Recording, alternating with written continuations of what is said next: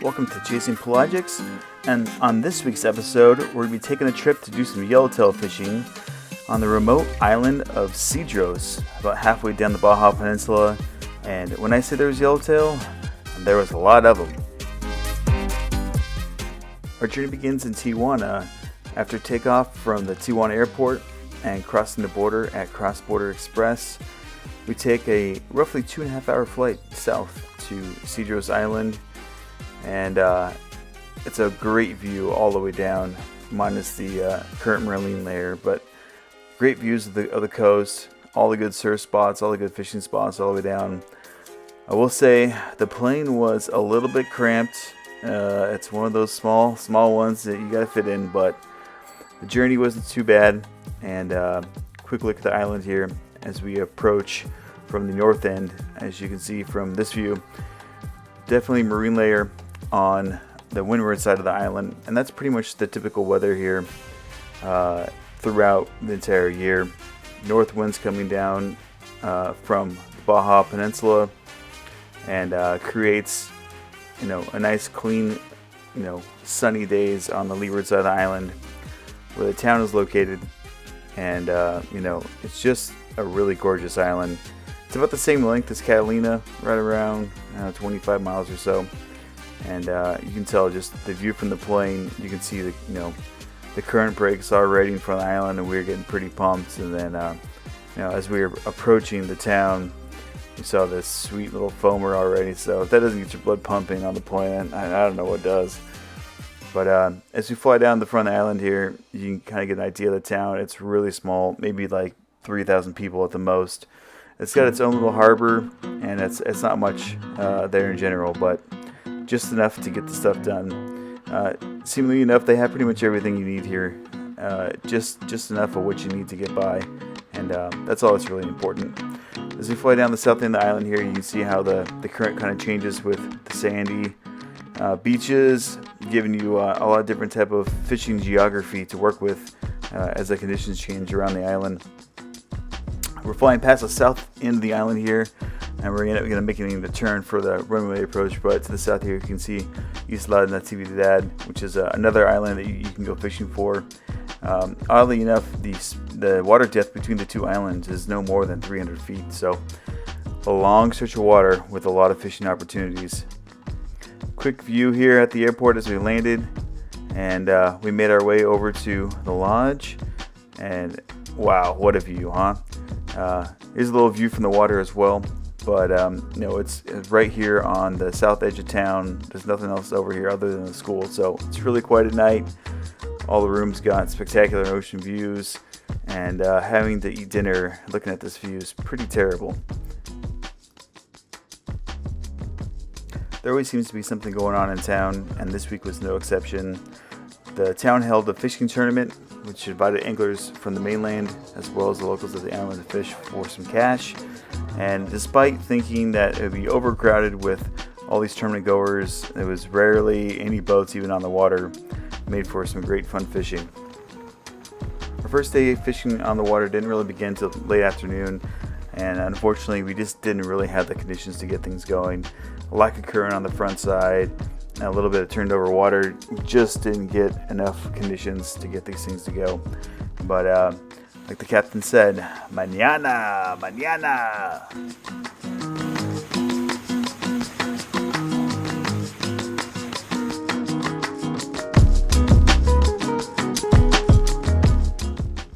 After we got the boats tied up, we headed back to the lodge for some great dinner and a couple more beers, and enjoy the evening with a great view, watching the birds work as the sun went down.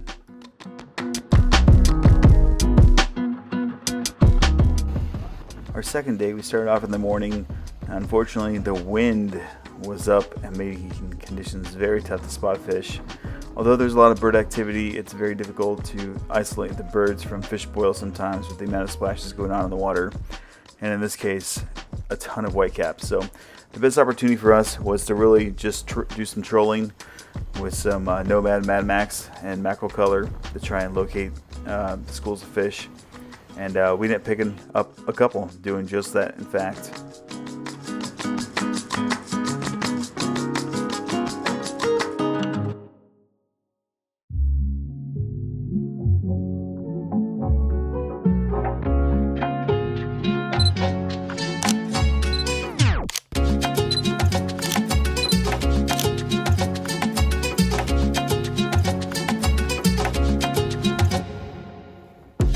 search continued for yellowtail for the remainder of the day into the afternoon, but overall just the conditions were really windy, and although there's a ton of bait, the fish really weren't in those bait piles. They're really much found on the edges, and it was really impressive the amount of bait that's here.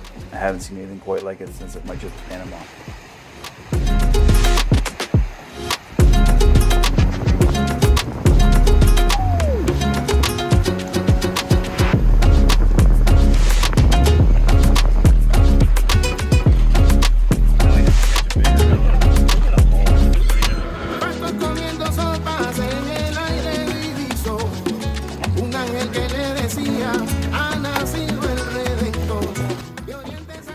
Fishing the next day was much better. We still hung quite a few fish in the morning. It seemed like the yellowtail really liked that morning bite at the south end of the island. Plenty of current, plenty of bait, and great conditions.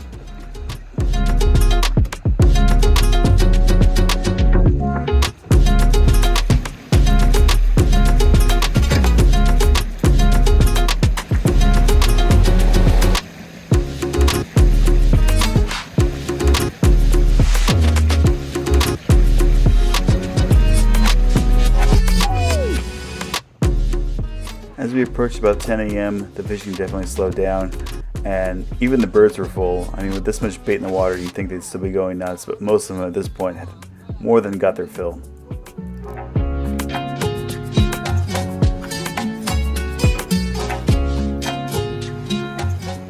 We gave up the yellowtail battle and decided to try and fish for some bottom fish, and we ended up picking up a nice black sea bass and also a nice halibut. But unfortunately struck out on the broomtail grouper.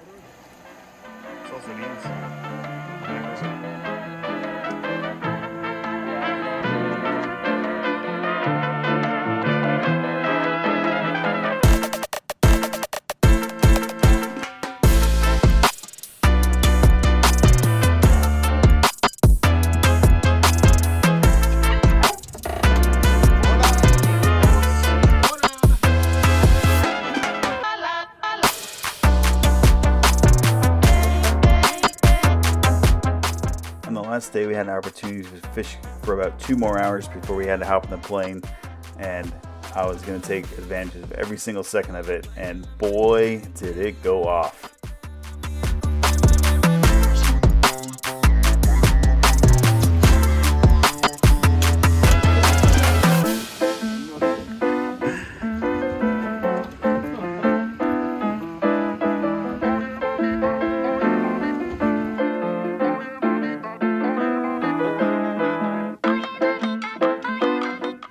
It ended up being one of the most fun mornings ever. This ended up being fish number 11 in about an hour and a half, all caught and released. Man, what a trip, what a way to finish it at the buzzer.